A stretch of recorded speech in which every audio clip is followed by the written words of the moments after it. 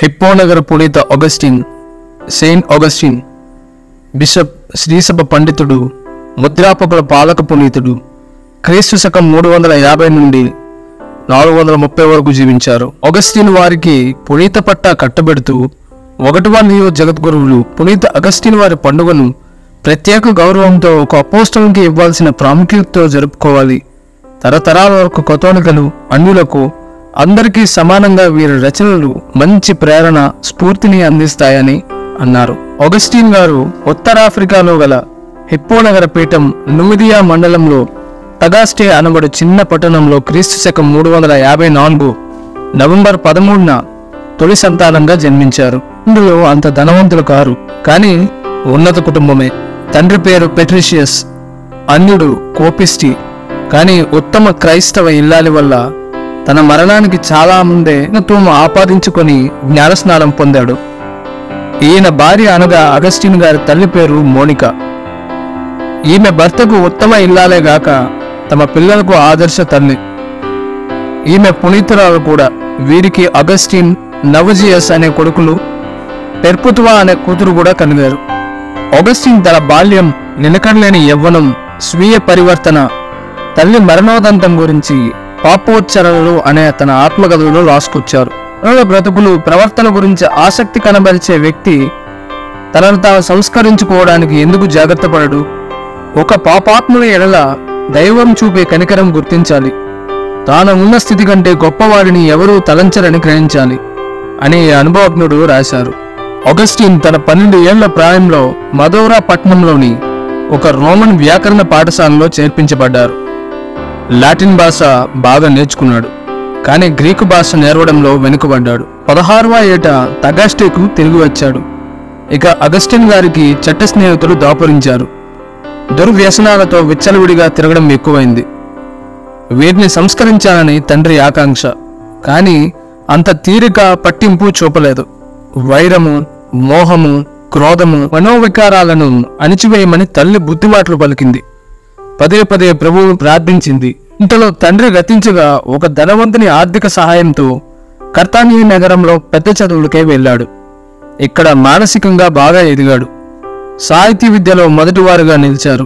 కానీ ధన సంపాదన, కీర్తి, అహంకారం పెంచుకునేందుకే చదువని అప్పట్లో తుష్టంగా భావించానని అగస్టిన్ తమ ఆత్మకథలో రాసుకున్నారు. తన విద్యా కాలంలోనే ఒక స్త్రీతో సంబంధం పెట్టుకుని 13 సంవత్సరాలు కాపురం చేశారు. తనకు 20 ఏళ్లు నిండక ముందే తండ్రి అయ్యాడు. కుమారుడికి దేవవర ప్రసాద్ అడ్యూడోటస్ అని భక్తినామం ధరింపజేశారు. కానీ అగస్టిన్ ఒక అన్యుడిగానే జీవించడం తల్లి మోనికాకు నచ్చలేదు. మనోపరివర్తన చెంది మంచి క్రైస్తవుడిగా మారాలని దేవుడి సాయం కోరుతూ పరిపరి విధాల జపాలు నిర్వహించింది.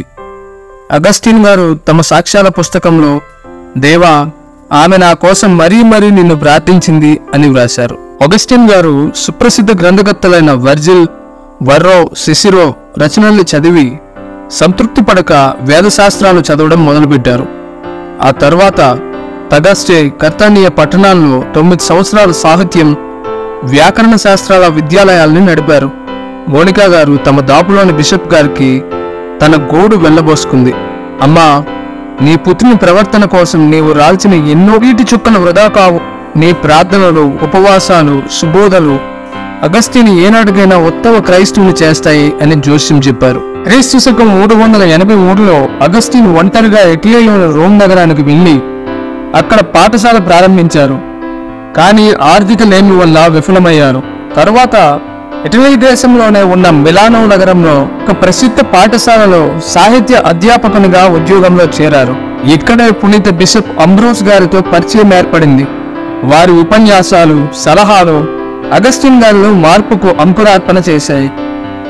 ఆ రోజుల్లో గ్రీక్ తత్వవేత్తలైన ప్లేటో మరియు ప్లోటినస్ ల రచనలు చదివారు. ప్లేటో నిజదేవుని గురించిన జ్ఞానాన్ని నాకు ఇచ్చాడు, కానీ యేసు నాకు మార్గం చూపాడు అని తన పుస్తకంలో అగస్టిన్ రాసుకున్నారు. ఇంతలో తల్లి మోనికా ఆఫ్రికా నుండి బయలుదేరి ఇటలీలోని మిలానో నగరంలో ఉన్న తన కుమారుని చేరుకుంది. ఈ విషయమై ప్రేమ బలం వలనే ఆమె నా కోసం ప్రయాణం కట్టుకుని నన్ను వెంబడించింది అని అగస్టిన్ తన సాక్ష్యాల పుస్తకంలో రాసుకున్నారు. ఇప్పటికైనా అగస్టిన్ మంచి క్రైస్తవుడు కావాలని, ఉంచుకున్న స్త్రీని విడిచివేయమని ప్రాధాయపడింది. అందుకు అగస్టిన్ గారు నీతికి ఆధ్యాత్మికతకు మధ్య సంఘర్షణలో పడిపోయారు. బైబిల్ చదవడం మొదలుపెట్టారు. ముఖ్యంగా పౌలు లేఖలు వీరిని ఆకర్షించాయి. మొదటి నిబంధనలోని ప్రవచనాలు రెండవ నిబంధనలో క్రీస్తునందు నిజం కావడం అగస్టిన్ గారిని విశ్వాసంలోకి లాగుతోంది. ఇంతలో వీరితో గడిపిన స్త్రీ ప్రదేశంలో ఒక మఠంలో చేరి దేవుని సేవలో పడినట్లుగా చరిత్ర చెబుతోంది. ఒకరోజు ఆఫ్రికా నుండి పొంతితియాన్, అల్పియస్ అనే ఇద్దరు క్రైస్తవులు వచ్చి అగస్టిన్ గారిని కలుసుకున్నారు. ఈజిప్ట్ దేశ పునీత అంతోని వారి ఆదర్శ చరిత్రను వినిపింపజేశారు. పునీత పౌలు రోమీలకు రాసిన లేఖ 13వ అధ్యాయం 13 నుంచి 14 వరకు చదివిన అగస్టిన్ గారిలో పరివర్తన కలిగింది. తాను అనుసరిస్తున్న మనీషీన్ మతం విడిచిపెట్టారు. మిలాన్ నగరంలోనే పునీత బిషప్ అంబ్రోస్ గారి ద్వారా క్రీస్తు శకం 387 ఏప్రిల్ 24న జ్ఞానస్నానం పొందారు. కొత్త క్రైస్తవ జీవితం మొదలుపెట్టారు. పిమ్మట స్వదేశం వెళ్లడానికి తల్లితో సహా ఓస్టియా ఓడరేవుకు వెళ్లారు. అస్వస్థత వల్ల తల్లి మోనిక అక్కడే మృతి చెందారు. ఈ సందర్భంగా నా తల్లికి, ఆమె ప్రార్థనలకు, ఉన్నతాశయాలకు నేను రుణపడి ఉంటాను అని అగస్టిన్ గారు రాసుకున్నారు. అటు పిమ్మట అగస్టిన్ గారు స్వగ్రామం తగాస్టాకు వచ్చారు. అదృష్టవశాత్తు తాను ప్రేమించే కుమారుడు తన 17వ ఏట చనిపోవడం జరిగింది. తనలో విపరీతమైన వైరాగ్యం తలెత్తింది. కఠోర బ్రహ్మచార్యం పాటించారు. క్రీస్తు కోసం తానొక ఆశ్రమం స్థాపించారు. దారిద్ర్యం, ప్రార్థన, గ్రంథ పఠనం వంటి వ్రతదీక్షతో ఆశ్రమ మఠం అభివృద్ధి చెందింది. తాను గురువు కావాలని అనుకోలేదు. కానీ గురు విద్యను 3 ఏళ్లు అధ్యయనం చేసి క్రీస్తు శకం 391లో హిప్పో నగర పీఠాధిపతి వలేరియస్ గారిచే గురుపట్టాభిషిక్తులయ్యారు. ఉత్సాహంతో మత ప్రచారం చేశారు. ఉత్తరించు ఆత్మల విమోచనకై ప్రార్థన, శిలువ స్వరూప వందన ప్రోత్సహించారు. తన 42వ ఏట క్రీస్తు శకం 395లో బిషప్ వలేరియస్ గారికి సహాయక పీఠాధిపతిగా అభిషేకితులై వారి మరణాంతరం హిప్పో నగర పీఠాధిపతి అయ్యారు. గురువులు, డీకన్లు, ఉపడీకన్ల సంఖ్యను పెంపొందింపజేసి క్రైస్తవం వర్ధిల్ల చేశారు. ఈస్ట్ అపోస్తులునిగా సామాన్య జీవితంకు మఠవాసులు కట్టుబడినట్లు చేశారు. మఠ ఆశ్రమాలు, వైద్యశాలలు, గుడులు నెలకొల్పారు. స్త్రీలకు ఒక సభను కూడా ఏర్పరిచి తన చెల్లి పర్పెతువా గారిని మఠ శ్రేష్ఠురాలుగా నియమించారు.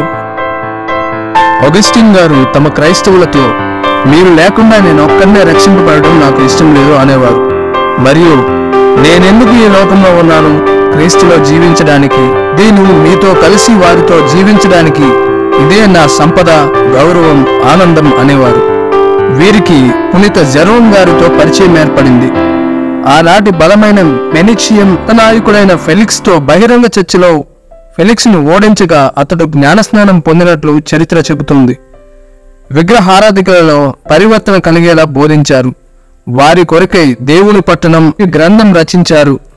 కథోలికలకు, వేదంకు వ్యతిరేకులైన ఆర్టిస్టులు, పెలాజినియస్టులకు గిన బుద్ధి చెప్పుటకు పీతుల యొక్క ముందస్తు గమ్యస్థానం పట్టుదలావరం అనే గ్రంథాలు వ్రాశారు. గురువులు క్రీస్తు అడుగుజాడల్లో నడుస్తూ ఆదర్శ జీవితంతో మంచి కాపరులై తమ క్రైస్తవ మందను పరిరక్షించుకోవాలన్నారు.